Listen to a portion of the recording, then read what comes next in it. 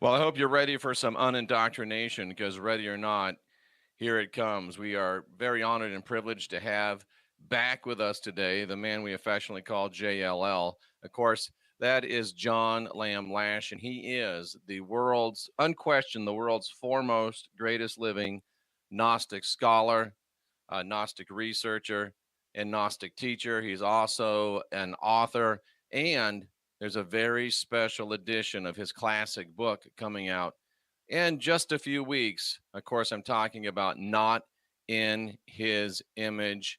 And without any further ado, let us welcome in the one, the only, the worldwide treasure, Mr. John Lamb Lash. Nice to meet you or see you again, John. Likewise, Jeffrey, I consider it always a privilege to be in the same place at the same time with uh, a brother in heresy. That's how I regard you. Absolutely, 100%. There's not enough of us. John, tell us about the special edition of Not in His Image that's coming out. Publication date is September 18th. You can pre-order it now, either from Chelsea Green Publishing in the US. I prefer that. I get a little more when you order it from my publisher, or of course through Amazon and other channels. Now, this is the 15th anniversary edition. It's the same book with the same message, the same impact, which appears to have been considerable on the lives of many people over the last 15 years. But I have modified certain key passages, and I've put in a new material here and there. And I have also taken the occasion to refer to the current madness and the crime against humanity being conducted with the intention of pointing out how the Gnostics foresaw the horrific crisis that we're facing today with the Great Reset and the pandemic scam. Well, So that's it's more fascinating. relevant than it ever was. I'm sure when you get the revised copy, Jeffrey, you'll see that the Gnostic message is more relevant today than it ever was. Absolutely. And it's very interesting that they foresaw this.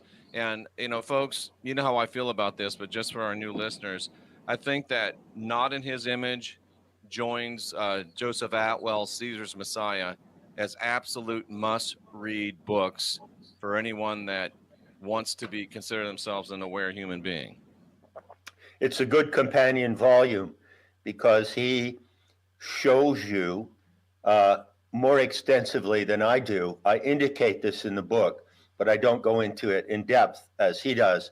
But he shows you how the New Testament was written and who wrote it and why and what were their ulterior motives. And it's brilliant to know that so that you don't fall for the con of thinking that the New Testament is just it's scripture and therefore it is, the revealed word of God. It's anything but. Absolutely. And I've had the privilege of having Joe on several times. Now, maybe we can do something together someday, the three of us. That might be brilliant. I'd enjoy that. Absolutely. I'll contact him later today. But, John, today we're going to talk about the legend of the Grail. And it's funny because the Grail is something we all think we know a little bit about. But like the Mandela effect, I have a feeling that what you're going to bring to us today about the legend of the Grail is going to blow minds all across this world. And I'm looking forward to hearing what you have to say. So with that, we just want to turn over the con, if you will, not the con, but the command to our friend JLL, and we're going to talk about the legend of the Grail. Take it away, sir. Well, I can assure you, listeners, that I will take you to the source of the legend and take you to the true identity of the Grail. And I've done this elsewhere in my work, and I've written extensively on the Grail, on Nemata. And by the way, anyone can go to Nemata right off the internet. You don't even have to subscribe as a visitor, non-paying visitor, and go to the course entitled Grail Studies and read that course landing page, which is an excellent orientation to this tremendously sublime and important subject. So I will start by warning you off some things. One of the problems with investigating the GRAIL is not only that there has been a lot of garbage and nonsense written about it and a lot of speculation, but there have been serious disinformation programs about the GRAIL. And unfortunately, if you start out of the blue to investigate it, very often you get off on one of these trails. So I'd like to warn the listeners in 3 instances about these trails very rapidly. And then we'll go on the true path to the GRAIL. Excellent. First of all, there's a book published in 1972 by Trevor Ravenscroft, and it's called The Spear of Destiny. Now, this is a very sensational book, created a huge controversy at the time, especially in the company of anthroposophy among Steiner's group and his movement. So this book is what I call pulp occultism. And you were no stranger to Steiner's movement, correct? Not at all. I was in the heart of Steiner's movement for almost 20 years. Mm-hmm. I never joined the movement. I was an infiltrator, but I did meet key people, and I did get to cover just about everything that Rudolf Steiner ever wrote or spoke in his lectures. So when this book came out, it was a big scandal among the anthropops, as we call them. And I'll tell you what's wrong with this book. Many things, but it claims that Adolf Hitler was obsessed with this object called the Spear of Destiny, which was in and still is, I think, in a museum in Vienna. And the story goes that the Spear of Destiny was the end, the tip of the spear, not the wooden shaft, was what remained of the spear with which the centurion Longinus pierced the side of Jesus on Golgotha at the crucifixion. That's the whole backstory. So believe that if you will. I personally don't believe that story, but obviously if it were the case, it would be a very powerful religious talisman. And so Ravenscroft weaves this story about the GRAIL, and the big problem with it is that he makes Rudolf Steiner the hero of the GRAIL wisdom, and he makes Adolf Hitler and the Nazis the enemies of the GRAIL wisdom, who, in fact, Ravenscroft says, attempted to assassinate Steiner in a train station in Munich. The problem with this whole story is it reverses the actual facts. The actual facts are that in the spiritual ideology of the German movement of that time, of the 30s and 40s, the leading figures of that time, including the Führer himself, looked upon the GRAIL as an ideal of the warrior class, and they placed themselves in that class. That's the true story, which has evidence behind it. But Ravenscroft turned it around and made those Germans, those evil Germans, the enemies of the GRAIL. Don't go down that track. Second book that came out was another huge scandal. In 1982, 10 years later, 3 British authors, including Michael Bagent, whom I knew in London, and I spoke with him on several occasions, he's a Mason, wrote a book called Holy Blood, Holy GRAIL. Mm-hmm. Now, in this book, they created another false trail of disinformation. The book claims that the true significance of the GRAIL is based on a pun in Old French. So there are 2 words, Saint Graal, which means Holy Grail, right? Right.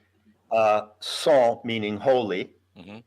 or Saint Graal, which means holy blood. Sang is blood. So on the basis of that pun, they developed this enormous elaborate hypothesis which claims that the historical Jesus identified in the gospel narratives, the gospel fairy tales, Yep. actually had as his wife and consort Mary Magdalene, and they together had progeny, they had children, according to this book. And that bloodline, the sang GRAIL, the holy blood, was supposed to be the origin of the royal bloodlines of all the European families. So what you find in Holy Blood, Holy Grail is actually an argument for the reestablishment of monarchy and sacred kingship in Europe based on a primal pair of parents, Jesus and Magdalene. Wow. That was a hugely controversial book. Well, everyone knows about the third book that I'm going to mention, which is the Da Vinci Code, Yep. which came out in 2006. And that, as you know, you couldn't get away from it for years. Well, basically, what Dan Brown did was he took the hypothesis of Holy Blood, Holy Grail, and he developed it into a novelistic form. But he basically adhered to their claim that Jesus and Magdalene were the progenitors of a royal bloodline. So the implication is, yes, Jesus was divine or in some way the Son of God, therefore his blood was special, therefore his offspring were the original ancestry of all the royal lines of Europe. And this is a complete fabrication. So beware of those three tracks, because if you read those books, I mentioned the genre, or say pop occultism or pulp occultism. It's like pulp fiction. These three books are actually pulp fiction presenting occult or esoteric ideas. And they will really throw the fairy dust in your eyes, and they will really lead you away from a true recognition of the legend of the Grail and the presence of the Grail. Excellent. So beware. You don't have to be a terribly deep thinker to think out to the end game of what those books are, proposing and what that would mean for the leadership and rulership over humanity, which is not the way we want to go. Yeah, it's just another way of spinning theocracy. Absolutely. And theocracy is the old word for technocracy. So theocracy morphs into technocracy, and technocracy is the current nightmare looming over this planet. So yeah, all three of those books lead in that direction, whereas the true knowledge of the Grail does not lead that way. It leads in an entirely different direction. It's almost like they've got it planned, John. It's almost like they've got it planned. Yeah, it's the usual program of subverting the truth and gaslighting people. So we're looking forward to hearing what the true story, the true legend of the Grail is. We're with John Lamb Lash, and we are really enjoying this. Go ahead, please. Well, no discussion of the true legend of the Grail and its power and importance for our species and all the human races would be complete without citing Joseph Campbell. So when Joseph Campbell wrote his massive book called Creative Mythology, he dedicated about a third of the book to a discussion of the legend of the Grail, especially of Parsifal, who is the hero warrior of the Grail legend. There are other Arthurian knights, such as Gawain and Galahad and Lancelot, but Parsifal is the key figure in the Grail legend. And Joseph Campbell famously said in that book that the Grail legend is the leading secular myth of Western civilization. Now, you have to understand what he meant in jargon of comparative mythology when he said secular myth. A myth, in the terms of a mythologist like me, is just a narrative, if you're more comfortable with calling it a narrative. So everyone knows that there are dominant religious narratives on the planet, mainly three, and they all originate, as you know very well, Jeffrey, from Semitic language sources. Correct. Semitic is a designation of languages. So out of the Semitic languages, which are Hebrew, Aramaic, and Arabic, have come the leading religious narratives on the planet. The narrative of the ancient Hebrews in the Old Testament, the narrative of Christians who derive their religion from the Hebrews in the New Testament, and as you know better than I, Jeffrey, many scholars claim that you must realize that the New Testament derived in some respect from Aramaic sources, right? They say the historical Jesus, if he actually lives, probably spoke Greek and Aramaic, right? Absolutely. And then the third dominant historical religious narrative is, of course, of Islam. So countless people around the world follow these narratives. Whoever adheres to these religious ideologies, Judaism, Christianity, and Islam, are following the narratives of those ideologies. Joseph Campbell said, wait, there is another story on the block. And that story is a secular narrative. In other words, it's not religious. It comes out of the life of the people. It doesn't come, is not handed down to us by bearded men, patriarchs, right? Right. And he pointed out, rightly so, that the power and magnitude of the Grail legend is unparalleled because it is a sacred narrative. Even though it is secular, it is also sacred because it talks about power and our connection to the divine.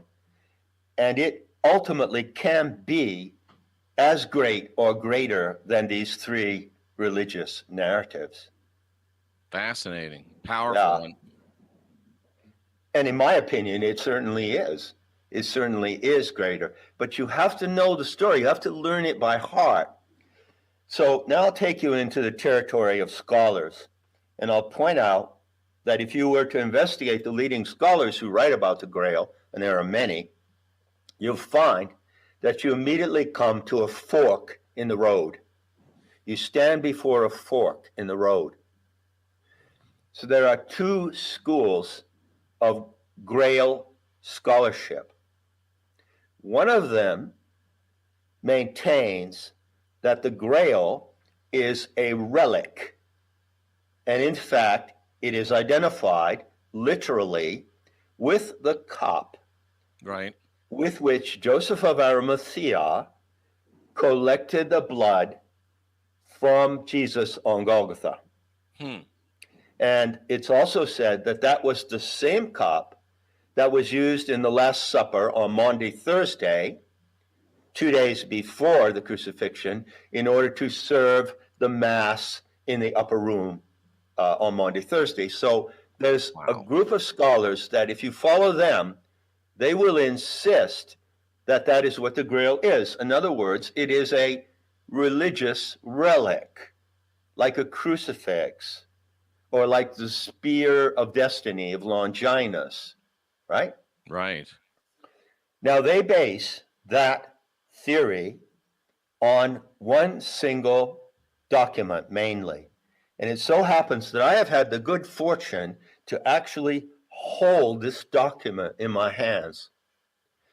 In the 12th century, around 13th century, around 1210, maybe it was a little earlier, there were many legends of the Grail circulating, many variations of legends of the Grail in French, in English, and in German, also in Spanish and Italian. It was the most popular story of the Middle Ages in certain respects. And one French writer was called Robert de Boron.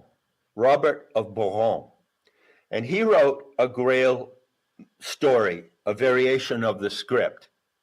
Okay, it's like, think of one script and different writers have worked on it, producing different movies, right? Gotcha. And he was the one who identified the Grail symbol and the Grail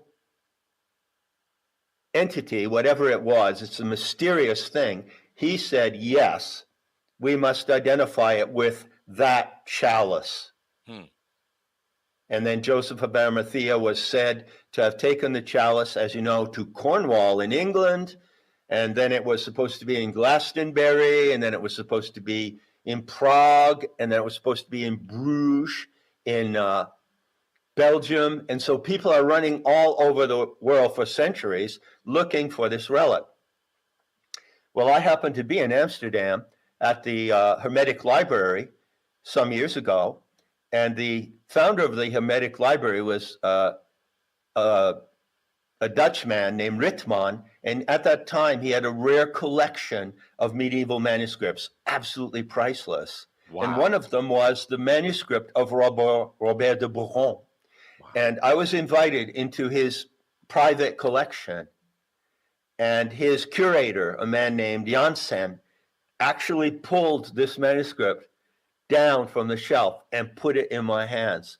It's amazing. It's printed in vellum. It's written in vellum, which is an animal skin, just as soft as you can imagine, like silk, and beautifully printed with little postage size illustrations at the beginning of each chapter. So I've actually touched this, but I want to warn listeners again, if you go down that path, we're at a fork in the road, then you will basically be indoctrinated into a Christianized version of the Grail legend.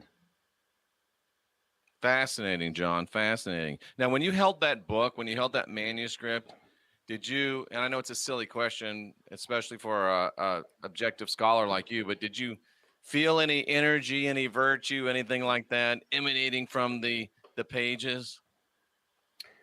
Not really. I knew already what I was looking at because I knew that it was uniquely, many versions of the Grail story identify it with that chalice, the holy chalice. I knew that already.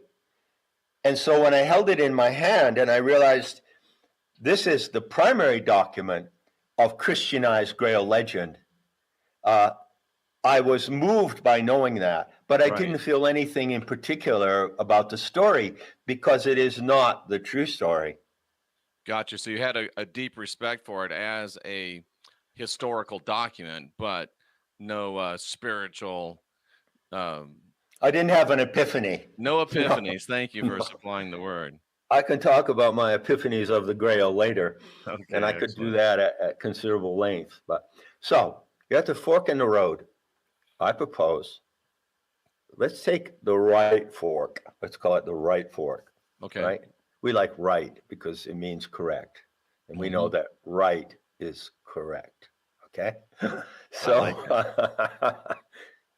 that is the field of Grail scholarship, which says, no, no, no, I'm not going to the Judaic rehab to relearn all of that.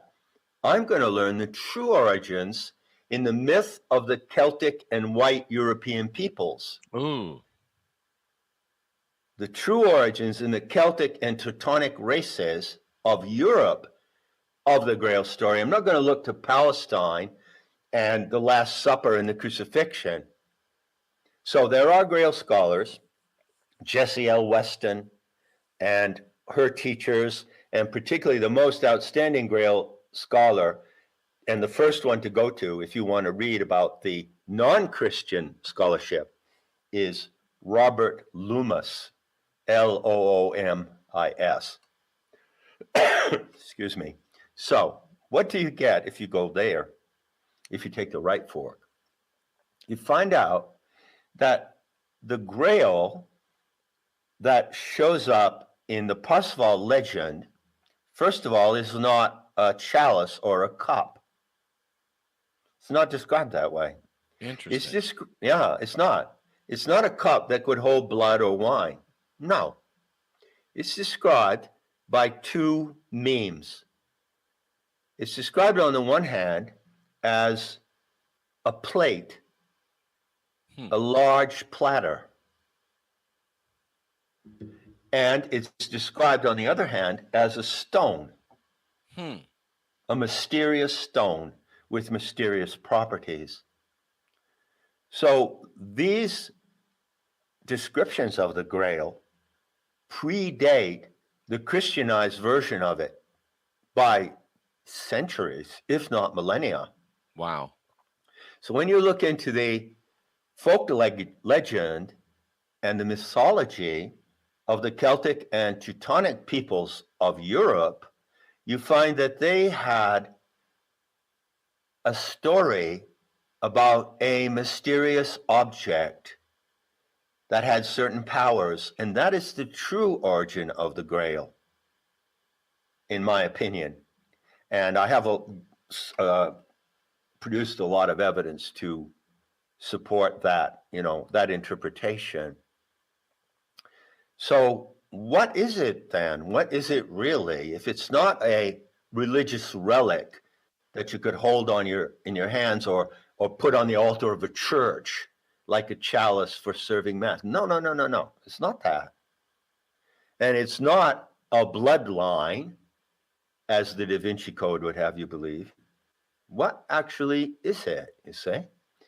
So the story of Parsifal, let's go now to what I call the primary source that I always refer to.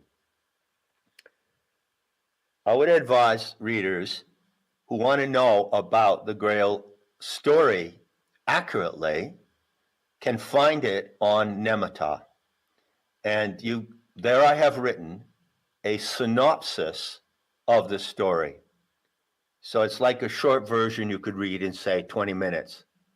I have to tell you, it's a long and elaborate story, and it's a magnificent story. Mm. When you read it, it's a story of knighthood, knights in shining armor. It's a story of vows of honor, of betrayal, of magic, of beautiful castles and ladies in waiting and tournaments.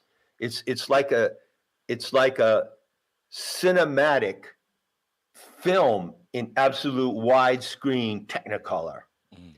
And in order to get the best version of it, read the translation of Parsifal, spelled with a Z, that's the German spelling, by Cyril Edwards, Edwards. And that is the translation of Wolfram von Eschenbach. And that is by far the best version of all the Grail legends that really takes you into the heart of the mystery. John, Okay? it's almost like, I wrote down, you've got the blood and the power, and they're trying to, it seems like in my mind, as I listen to you, that this whole emphasis on blood and rulership and control of others versus the realization of the power and the majesty of our great historical people.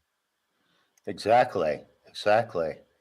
It's really important to register that this guiding narrative, which Joseph Campbell said is the supreme guiding narrative of the West, comes out of those races, the indigenous white races of Europe, but also it goes back originally to Persia.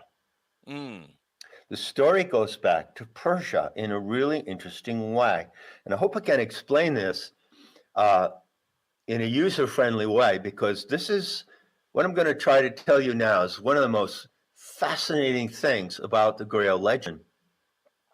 You see, when you think of Persians in the pre-Christian era, you locate them in Iran, what is today Iran, Mm-hmm. and it runs all the way up to the Caucasus Mountains, and that is the border that goes into the area of the Caucasus, which is, in my view, the homeland or geographic matrix of the rootstock of the white races. So the original Persians were Aryans. They were white. Absolutely. They're not Arabic. They're not Armenoid. See? Such an important distinction that so few people get. Oh, really? Really? So it was actually, as I explain in Not in His Image, it was a group or movement that came out of Persia called the Magian Order, Magian. And it came out of Persia, as far as I can tell. I could identify the taproot as 6,000 BC. And this movement existed for a very long time and evolved. And it is from the Magian Order that those whom we know to be the Gnostics eventually emerged. And it was the Gnostics who became the founders and teachers of the mystery schools. This is a long story. I'm going now to the ancient taproot of the Grail story. So how does the Grail of the Middle Ages relate to the mystery schools? This is the key to everything. I have shown in Not in His Image that the teaching and tradition and practices of the mystery schools was based on one event, one experience, and one only. And that was the encounter with the organic light. Right. Right. Now, it so happens that I appear to be the only scholar who's come out openly and talked about this. And there's a good reason why. It's because honest scholars of the mysteries, and there are a few, admit that there is no surviving record of what the initiates actually did in the innermost sanctum of their mystery schools. They kept it a secret. So how could anyone later, centuries later, know what they actually did, you say? The only way that you can know what the central illumination experience of the mysteries was, given there's no surviving evidence, is if you have that experience now. Yes. Yes. That's the evidence. Isn't it interesting that the core truths can only be learned by personal experience? There's no hand-me-down revelation in true enlightenment. Yeah, that's the enduring standard of all truth, isn't it? It really is. And that's just been lost. I mean, no one ever says that. You never hear that. It's just amazing. It's amazing.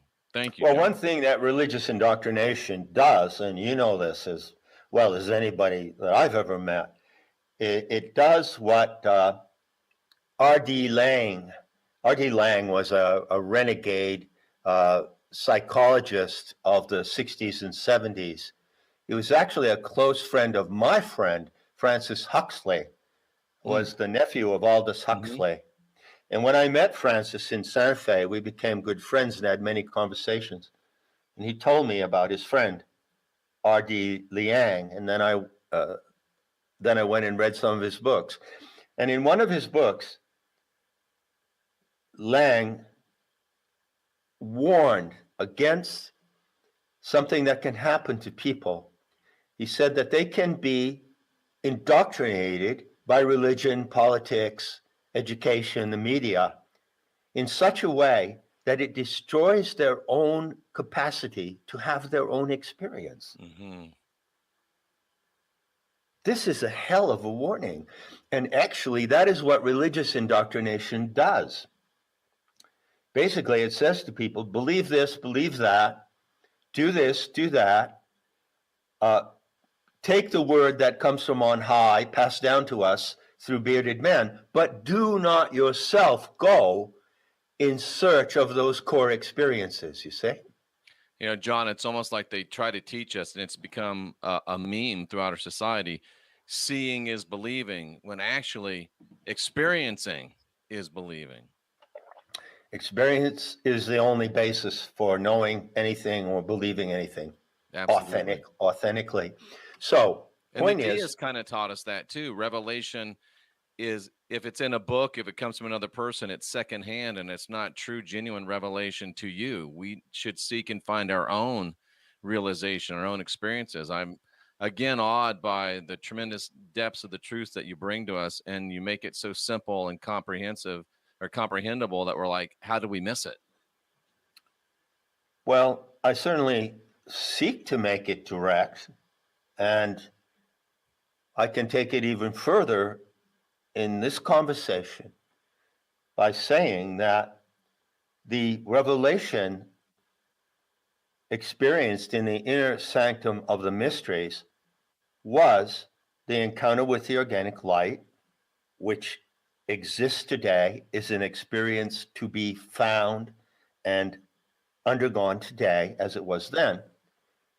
And that is what the attainment of the Holy Grail is. Mm. To attain the Holy Grail means to stand as a direct witness in a trance state.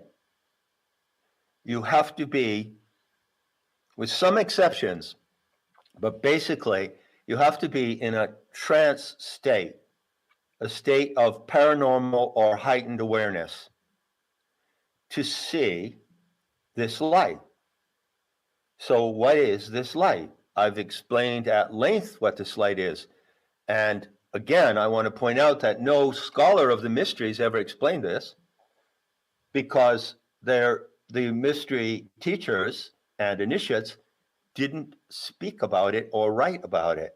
It was so sacred that it was only passed on from one individual to another in direct experience. And John, if you think about it, of all of the secret orders and all of the mystery schools, that's the only one that I'm aware of that has truly continued to be secretive. And it speaks to me of the genuineness of what you're saying, that it has retained. It's so sacred, it's so moving, it's so genuine that people wouldn't even, they would gladly die, as many have, rather than reveal it. That speaks to true, genuine reality to me. Totally, totally. And I might add that I don't like the word secrecy. And as you know, and as JFK said, what, Yeah. a month or so before they killed him, we are under attack by secret organizations, and secrecy is anathema to a free society. See, I don't like the word secrecy. The Jesuits are secret. The Right. Zadokim are secret. The CIA, they're all secret. But their purpose of their secrecy is to control and manipulate people.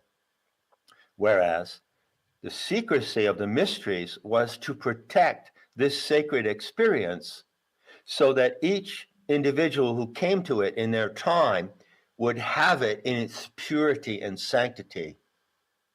You see? And you have no expectations. You're going in with no preconceived notions.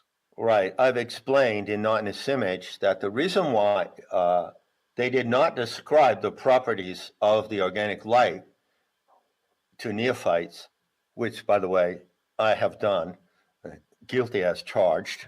I've done that now. I broke the vow of secrecy. I did that. I take full responsibility for that.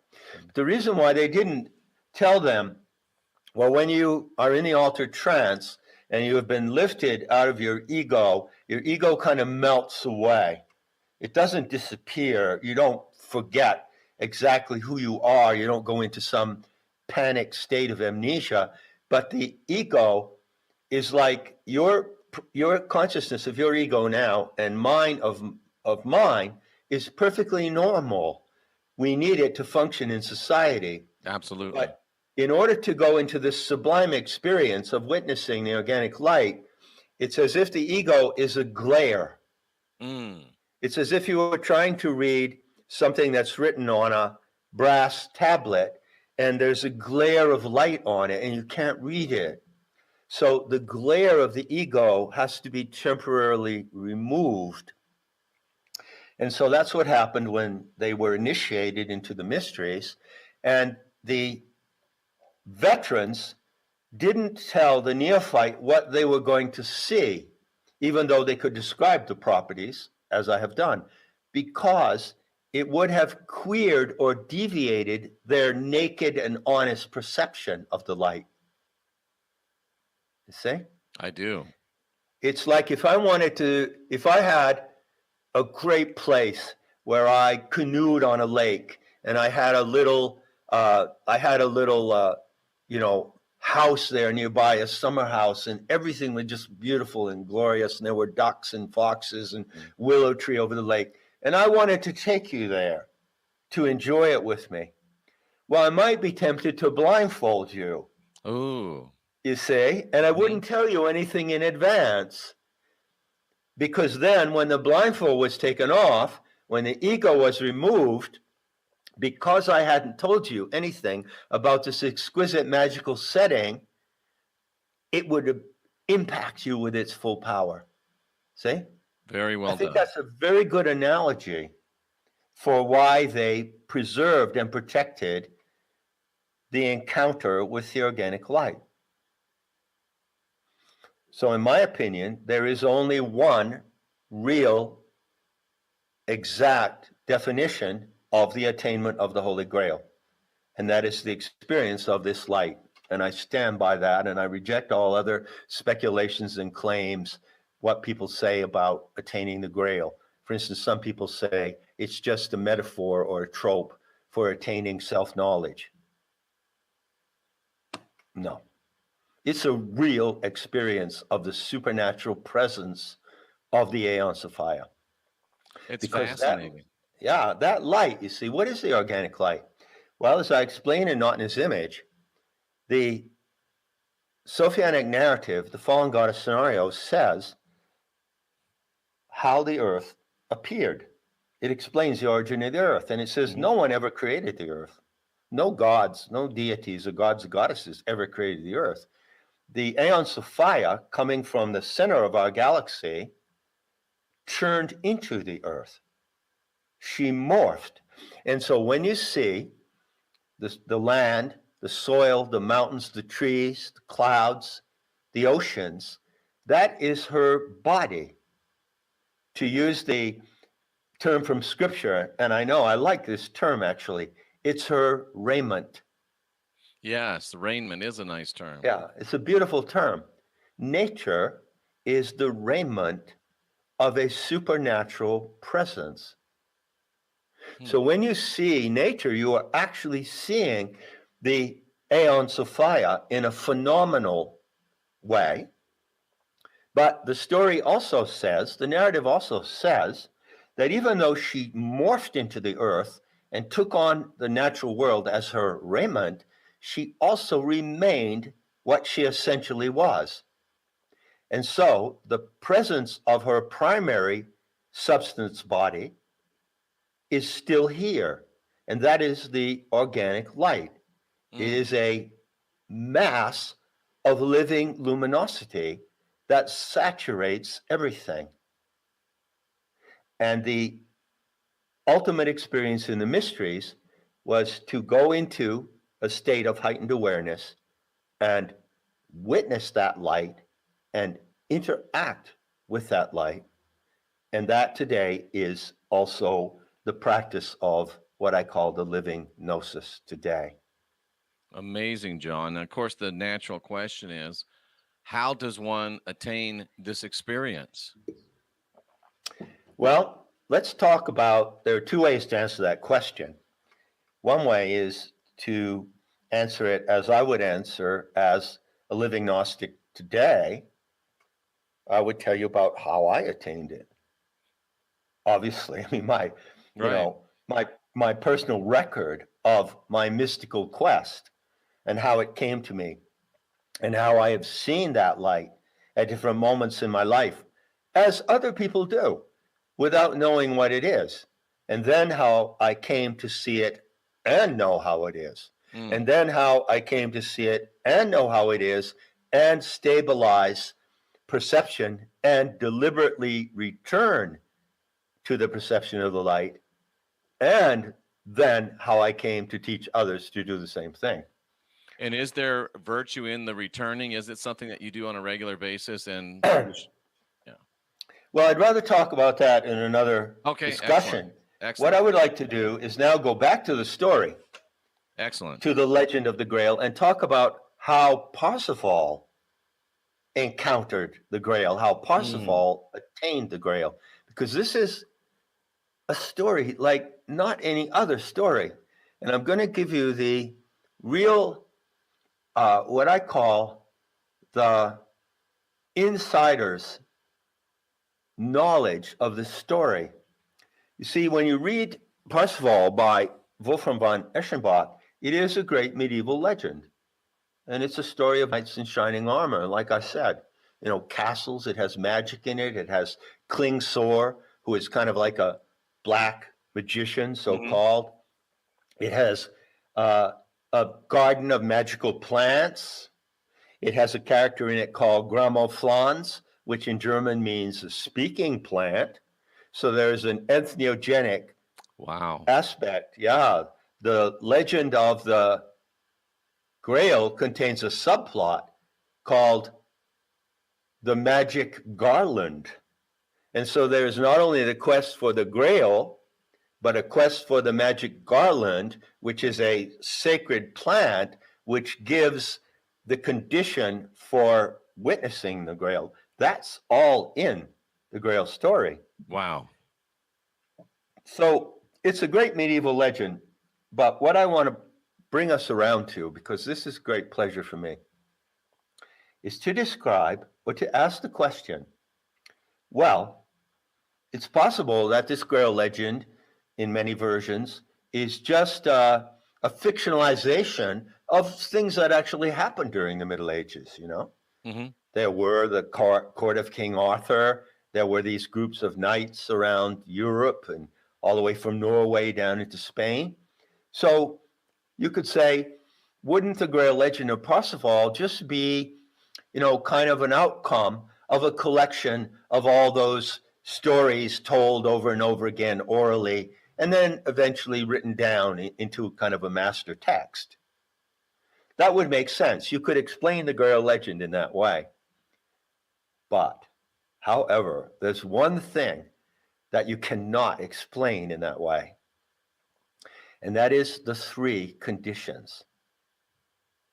Nobody has been able to explain where the three conditions come from. So the story says, and you can read this in my synopsis, if you don't want to go and read the whole book by Cyril Edwards. The story says that somewhere, somehow, there was a manuscript discovered in Toledo in Spain. And a Frenchman discovered this manuscript.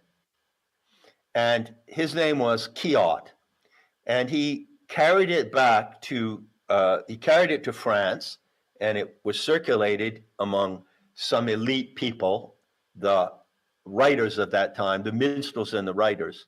And that document that he found in a Persian manuscript in Toledo contained something that is the key to the whole Grail story. But what did it contain? Well, obviously, a Persian manuscript derived from maybe centuries old, coming out of Persia, is not going to tell the story of a German medieval knight. Probably not. Right. So, some people make the mistake of thinking, oh, the story of Parsifal, his adventures with fair damsels in distress, and there's quite a number of those, by the way, and they're quite dicey and delicious, by the way. All his adventures, they all came from this Persian manuscript that was found in Toledo. Well, that's not possible. Well, what did come from that manuscript? What came from that is the plot of the three conditions. So that manuscript, which does not survive, as far as I know, no scholar has ever found it, was incorporated into the Grail story, but it actually comes from Persia. It goes all the way back to the mystery schools. So someone in the mystery schools created this plot, and the plot states that if there is to be in the future, after the mysteries have been destroyed, and the mystery schools and our tradition of encountering the organic light exists no more, if it is to be recovered in the future, then it must be recovered by a young, naive knight. He must be young, he must be naive, but he must be a warrior and a fighter. And he must recover the Grail according to 3 conditions. The first condition is he must be the son of a widow. Isn't that interesting? Very interesting. He must be the son of a widow. That screams back to the Freemason lore. That's right. The Freemasons ripped off that theme and played it and spun it into their game. Yep. So the first condition, remember. It was also the last words of Joseph Smith, by the way. Someone help this poor widow's son. But anyway. Well, yes, he was poor widow's son, but he was not Parsifal by any means. No. So try to figure this. This is not easy when you first encounter it to get this. Someone who knew the secret of the mysteries in Persia, probably at the time that the mysteries were destroyed, around the time of Hypatia, when my book opens, decided that they looked into the future and they said, well, this treasure of the Grail of the organic light cannot be lost. And so how is it going to be recovered in the future? And they scripted the recovery of it for the future. I mean, it's really interesting how this happened. So they said there would be 3 conditions. First was that he must be the son of a widow. The second condition was, as he wandered around the Europe of that time, in whatever setting he emerged, and he did emerge, actually the historical figure corresponding to Parsifal probably lived in the 10th century. Okay? He would find his way to the Grail Castle by accident without knowing how to get there. Wow. That was the second condition. Wow. So what is the Grail Castle? Well, the Grail Castle in this plot represents the places in Europe, those places where the initiates fled from the mystery schools and sought refuge in the West. So there were Grail castles in Wales, where Parsifal was born, by the way, in northern Wales. There were Grail castles in Spain, in France, in Germany, and these were the places where the refugees from the mystery schools who still carried the ritual of beholding the organic light were protected, and they lived apart from the world. Okay? And they had the knowledge, they had the Grail. They had the way, the method to see the Grail. And so the second condition was that the young knight would actually stumble upon one of these places. No one could tell him that it was the Grail Castle. No one could tell him how to go there or what he was supposed to find there. Isn't that interesting? It's fascinating. And then comes the third condition. When he appeared at the Grail Castle, and this scene is described, it's totally psychedelic. Totally psychedelic. He shows up at the Grail Castle by accident, not actually knowing where he is. And he's this naive young knight who just entered the circle of the round table, and he's not used to being among these sophisticated people and these veteran warriors. So he's kind of awkwardly sitting in on this scene. And there is a display of the organic light in the Grail Castle, described brilliantly in the book by Wolfram von Eschenbach. And he sees this light. It's revealed to him, and the others see it, but they know what it is, and he doesn't. And this is the third condition. The third condition is that the other people who are present, they're called the company of the Grail, cannot coach him, cannot clue him, and cannot advise him on what he is seeing, nor can they tell him what he should do when he beholds this miraculous living light. Fascinating. I mean, this is really fascinating. So if you understand is those, true enlightenment, true Yeah. self-realization. in other words, those who set these conditions, and nobody knows who established this 3-point plot of these 3 conditions, but the story of Parsifal fits the plot. And Mhm. so there is a failure in the story of Parsifal, and it happens right in the middle of the story. The young knight who is destined to attain the Grail, on the first encounter with the Grail, he blows it because he doesn't ask the Grail question.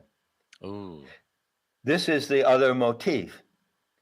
He is supposed to ask a question when he beholds the light. Actually, he asks the question to the light, which is what is done today as this practice is carried on. When you behold the organic light, you interact with it and communicate with it. You ask it questions, Mm-hmm. certain kinds of questions. Don't ask it personal questions. Right. Right. So what a situation he was in. And as a matter of fact, he had a breakdown after this event happened, because the morning after he was beholding the Grail, and he didn't ask the question, and the people obeyed the plot. They didn't prompt him. They didn't say, hey, you're supposed to do this now. You understand why, because enlightenment must come from the prompting within the individual. No one can prompt you to enlightenment. You prompt Absolutely. yourself to it. I mean, how profound is this story? How profound is this plot? It could only have been written by people who were intimate with the mysteries and the dynamics of illumination. And John, no religious person would ever write this, because religion is the antithesis of this true enlightenment. Exactly. So now let's go around the bend to the conclusion of our talk. Well, what happened? Well, Parsifal had a massive breakdown. First of all, he was really pissed off toward God. And he said, this is completely unfair, because he found out later, after that evening, he woke up the next morning and the Grail Castle was deserted. Wow. There was nobody around, and it was cold and windy and deserted. It was like suddenly he's completely abandoned. He's lost. He doesn't know what happened to him. He doesn't know what he did wrong. He doesn't know that he failed to ask the question. And as he goes out again into on his horse out into the wilderness, he encounters this really terrifying, mysterious figure called Kundry, who is a witch, la sorcière Kundry, and she berates him, and she says, "You failed. You saw the Grail. You were given the privilege of the most sacred experience, and you failed to ask the question." And Parsifal's going, "What question? I didn't even know I was supposed to ask a question." And so he's devastated. And he goes into 3 years of like a down spiral. Wow. Where he just kind of withdraws from everything. And then the story goes on and develops until he meets someone who is called Trevisan. And Trevisan is actually a member of the family of the Grail. And it is actually he spends some time in retreat with this monk, Trevisan.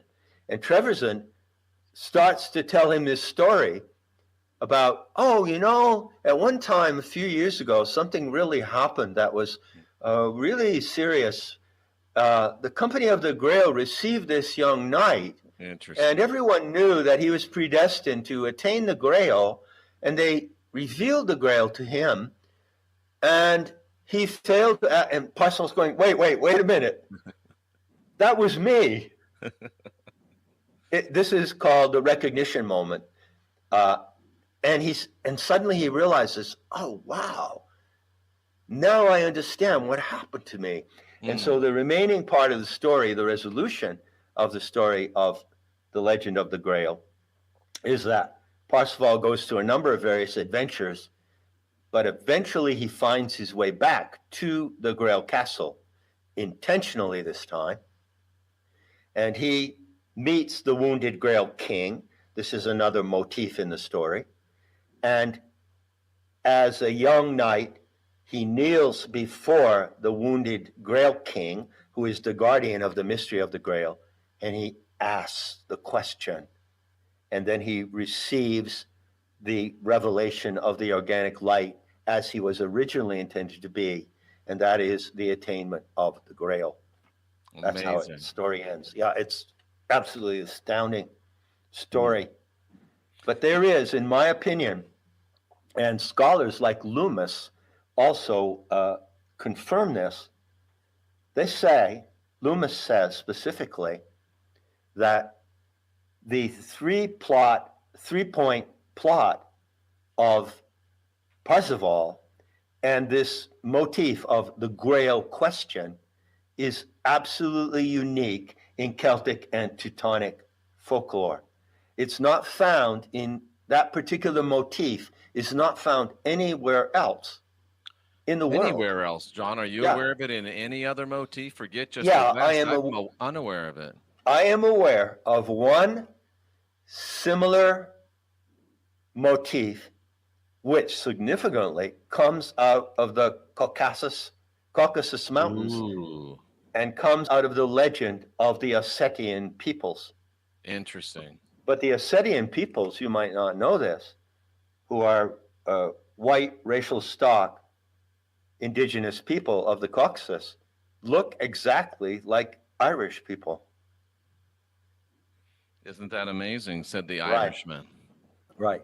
So there is a clue in the legend and folklore of the Ossetians about asking the question to a mysterious female goddess figure. But elsewhere, no, it is completely unique. Why? Because it comes from a unique source. And what is that source? It is the ancient mysteries of the goddess of fire. And it's interesting that Parsifal meets a witch, because I'm reminded of, he has to wander, he has to stumble upon it. And our witch friends, our Wiccan friends, they say that not all who wander are lost. That's a good saying. It is. That's a good saying. And you might say, John, that you're lost until you dare to wander. Yes, that's true. But wandering can be perilous as well. As I warned at the beginning. Perilous, and isn't peril excitement? Right. And isn't that what we're here for? Yeah, and life ain't safe. So get off the COVID paranoia. People die. You want it to be safe. You can either be safe or you can live, one or the other. That's my opinion, not John's opinion. But John, you froze on me. Yeah, exactly right. You can't have both. You can't. And people die, not a tragedy. John, every time we talk, I say, wow, that's the greatest discussion I've ever had with John. And then we have another one, and it's even better. You continue to amaze me, my friend. And I know it sounds like I'm blowing smoke up your skirt. It's not that you'd ever wear one, but you are a real treasure. And it's very nice to see a man with your background to still be able to be very humble and serving, a little bit irascible, but we like that about you. Yeah, well, I can be insufferable, and I enjoy it. Absolutely. And I'm really a friendly guy until I'm not. Yeah, until I'm not. Right. And you don't even remember the first time that you and I encountered each other. You were rather gruff with me, but it all worked out the way it was supposed to work. Well, I take your compliment to heart, and I will add that what I can deliver, what I express, of course it comes from me and all that I've ever done. So, so what? But it's really what you're really seeing coming from me is the nature of the originality and novelty of the Gnostic way. Absolutely. It is a mother lode of originality and beauty. Mhm. And it And should not be anyone, easily attained. You should have to jump through some hoops and climb over some fences and show some perseverance. everyone puts in their own kind of work. But when we come together in the unity of this gnosis today, we can all express ourselves with originality and novelty and the talent that is due and given to each of us to have, you see. That's how I view it. Absolutely. John, it's been a tremendous privilege and honor. Thank you so much for sharing this with us. And when things calm down after the release of the 15th anniversary of Not in His Image, I look forward to having another discussion with you on another fascinating topic. Most certainly, you're my favorite juvenile delinquent. And since I'm quite a juvenile adolescent troublemaker myself, we get along well. Look forward to the next time, Jeffrey. Well, John, we have to grow older, but we don't have to grow up, do we? Never. No. Thank you, my friend. It's been an honor and a privilege, and we'll talk to you again real soon. Best to you and yours with the release of the book, and it's going to be a lovely experience for us all, and we're looking forward to the next time. Take care. Cheers. John Lamb Lash, ladies and gentlemen. In my opinion, there's none better. I'm Jeffrey Daugherty, the Christian whistleblower. Thank you so much for being with us. We'll talk to you again real soon.